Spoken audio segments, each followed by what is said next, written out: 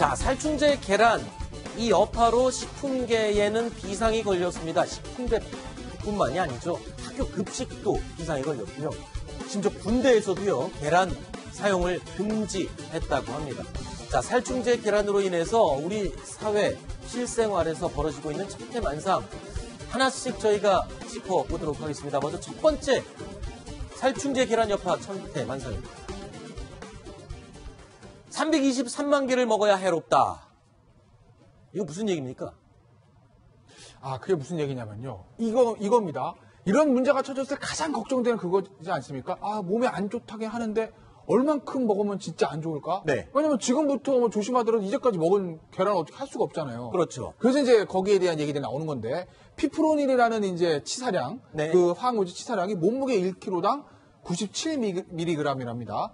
그럼 60kg의 사람, 보통 이제 성인 남성이라고 봤을 때 5,820mg을 섭취하면 죽을 확률이 이제 50%, 어마어마하지 않습니까? 죽을 확률이요? 네, 죽을 확률 50%. 치사량인 거죠, 거의. 네. 그럼 저렇게 되면은 얼마나 먹어야 되냐는 거냐면, 얼마 전에 문제에 대해서 08 어쩌고 지키는 계란이요. 그 살충제 계란을 323만 개를 먹어야 위험한다고 하는 거죠. 네, 그러면 계란을 이게 320만 개. 그러니까 저거를 60대, 60kg 정도의 남자가 죽을 때까지 먹는다고 하면 매일 한 7개 정도는 먹어야 저 양이 된다고 해요. 죽을 때까지 매일 7개 정도의 계란을 그렇죠. 먹어야 된다. 근데 이제 사실 계란을 아무리 좋아해도 매일 진짜 7, 8개를 매일 먹는 사람은 별로 없지 않습니까? 그렇죠. 그러니까 몸에 저게 이제 안 좋은 물질인 건 맞는데, 우리가 조금 먹었다고 해서 정말 저게 간과 신장, 인상에서 진짜 목숨을 잃을 정도까지 가느냐? 네. 그건 아니라는 거죠. 알겠습니다. 그러니까 323만 개를 먹어야 몸에 해로운 정도니까 아주 미량이다. 먹어도 상관없다. 이런 얘기를 할 수는 있겠지만 국민들 입장에서는 그거 택도 없는 소리입니다. 만약에 그러니까 갓난아이, 내 아이에게 먹인다 그러면 이거 먹이겠습니까? 그러니까 저거 이제 정부에서 저런 얘기 하는 게 그냥 드세요. 이게 아니고. 네. 너무 걱정하지 말고, 이게 네. 이제 잘못하게 되면 이런 문제가 또 괴담과 공포로 연결될 수 그렇죠. 있으니까, 네. 그게 아니라 그렇게 크게 치사량은 아니니까 좀 안심해도 된다, 그런 얘기를 알겠습니다. 하는 거지, 뭐 드세요는 아니고요. 알겠습니다. 자, 그러면 두 번째 이 살충제 계란 천태만상 살펴보겠습니다. 우리 집은 계란 뺐어요. 이게 무슨 말입니까? 지금 밥집, 특히 김밥집에 가면은 김밥 아주머니가 김밥을 싸면서 계란 안 넣고 싸주신다면서요, 요즘?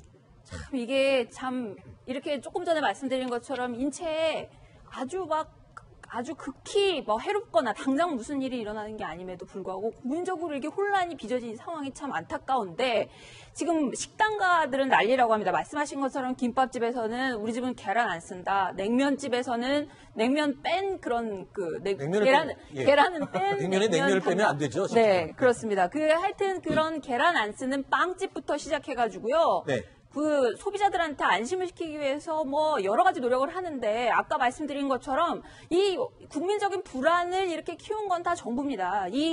이런 어떤 살충제 계란이 있다는 사실이 있는 보도자료를 엊그제 밤 0시에 자정에 기자들 거의 다 자는 시간에 은근슬쩍 농림부가 배포를 했고요. 아하. 그렇게 배포하고 난 다음에 빨리 그 정보, 농장 정보를 공개하면 되는데, 어제 하루 종일 뜸들이다가 저녁 8시, 9시나 돼서야 식약처가 농장의 이름을 공개할 권한은 농림부가 또 없어요. 그건 네. 식약처가 갖고 있어요, 또. 아하. 그래서 그 식약처가 공개하는데 어제 저녁 8시가 넘어서야 농장 정보를 공개를 하니까, 조금 전에 저희가 혼란을 빚은 것처럼 08, 경기도 계란은 다 먹으면 안 된다, 이런 식의 온갖 그렇군요. 괴담이 하루 종일 부풀려질 수밖에 없었던 겁니다. 제일 황당한 게요.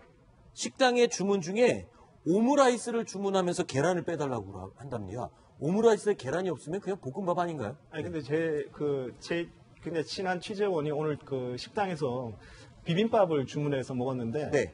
비빔밥에 이제 그 비빔밥 위에 계란 후라이가 나오지 않습니까? 그렇죠. 이게 안 나오는 거예요. 그래서 아하. 이제 식당에 보니까 살충제 계란프 때문에 안 나온다 해서 아하. 이제 제 취재원이 나는 괜찮으니까. 아니요, 계란 후라이 없이는 비빔밥 못 먹겠다. 네. 이렇게 해서 그러니까 이제 그래도 안 된다고 해가지고요. 그러면 이 계란 후라이에 해당하는 것만큼 그 가격을 좀 빼주느냐 하니까 네. 그건 아니라고 해서 계란값을 또 빼주는. 그래서 조금 이게 좀 피해 의식을 느꼈다고 이렇게 얘기를 하고. 점심에 저도 먹을 때 국시를 먹었는데 국시, 네. 종업원이 와서 미리 설명을 하더라고요. 네. 요즘 계란 여러 가지 불안감 있고 그래서 계란을 안 넣습니다. 네. 양해해 주십시오. 그랬더니 같이 일행 3명이서 다들 잘했습니다. 이렇게 얘기를 하더라고요. 아. 그러니까 실질적으로 이게 과연 나한테 해가 되느냐, 네. 안 되느냐, 이런 걸 따지기에 앞서서 일단 이렇게 이슈화가 되면은 사람들은 불안한 것이고 거기에 네. 대해서 거부감을 갖기 때문에 음식점이나 어떤 데에서 계란을 그냥 막 거기다 올려놨다. 네. 그러면 이제 그 음식점 자체에 대한 왜 이렇게 개념이 없는 음식점이냐. 네. 이렇게 이제 비판을 받기 아. 때문에 그런 관계도 또 있는 아까 거죠. 나주에서 비펜트린이 뭐 굉장히 많이 검출됐다고 네네. 이렇게 얘기하는데 비펜트린 이게 또 뭐 아무것도 아닌 것 같지만 그래도 발암 물질이라고 이렇게 소개되고 있어요. 미국에서는 지금 사용이 금지된 예. 살충제 성분이잖아요. 그래서 불안하긴 합니다. 알겠습니다. 자, 세 번째 천태만상 살펴보겠습니다. 어떤 내용이 있을까요? 계란 안 쓰는 빵집 어디예요? 지금 난리 났답니다. 빵에는 웬만하면 계란이 다 들어가는데 계란을 쓰지 않는 빵이 있다네요. 그래서 소비자들이 지금 계란 안 넣는 빵집으로 지금 몰려다닌다는데 계란 안 넣는 빵이 뭐가 있습니까? 계란 안, 저는 모르겠어요. 계란 안 넣고 빵 만들 수 있어요. 쌀빵 뭐 이런 거를. 그런가요? 뭐 어떤 그러니까 빵이 이제 있어요? 이게 이제 문제라는 거예요. 계란이랑 빵이나 과자 같은 것들 있잖아요. 그러니까 뭐 빵집이야 그 빵을 만드는 사람들의 자기만의 독특한 레시피를 가지고 계란 안 넣는 빵을 조금 만들 수 있다 하더라도 문제는 과자. 마트에서 파는 그런 것들, 뭐 대부분 다 계란이 들어가지 않습니까? 네. 밀가루 음식에는요. 네. 그러니까 이제 그런 것들에 대한 전반적인 생산 중단까지 갈 수 있는 그런 계란이 계속 문제가 되면요. 네. 그런 문제가 생기는 거죠. 김정수 차장. 네. 계란 안 들어가는 빵이 뭐가 있습니까? 주부시니까 좀 알 것 같은데.